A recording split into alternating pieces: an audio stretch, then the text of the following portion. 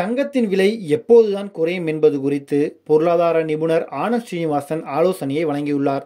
தங்கத்தின் விலை விண்ணை முட்டும் அளவுக்கு சென்றுள்ள நிலையில் தங்கம் என சொன்னாலே மக்கள் ஆசைப்படும் நிலை போய் அஞ்சும் நிலை வந்துவிட்டது.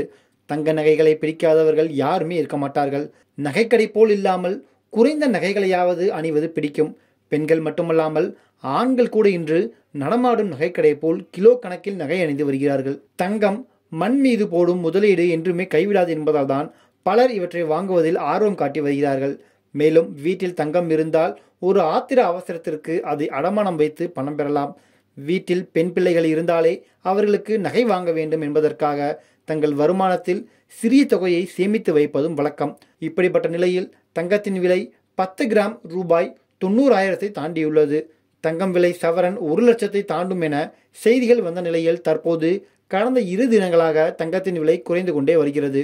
ஒரு அவுன்ஸ் தங்கம் அதாவது 31.10 கிராம் 3023 அமெரிக்க டாலர்களாக உள்ளது. கடந்த 2 தினங்களுக்கு முன்பு இந்த விலை 3050 டாலர்களாக இருந்தது. தற்போது ரூபாயின் மதிப்பு உயர்ந்து கொண்டே செல்வதால் தங்கம் விலை நிம்மதியை தருகிறது. ரஷ்யா உக்ரைன் போர் முடிவுக்கு வருவது போன்றவற்றால் தங்கத்தின் விலை குறைய வாய்ப்புள்ளது.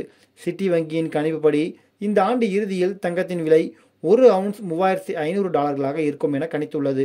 மறுபக்கம் பங்குச்சந்தையும் வீழ்ச்சி அடைவதால் தங்கத்தில் முதலீடு செய்பவர்களின் எண்ணிக்கை அதிகரித்துள்ளது.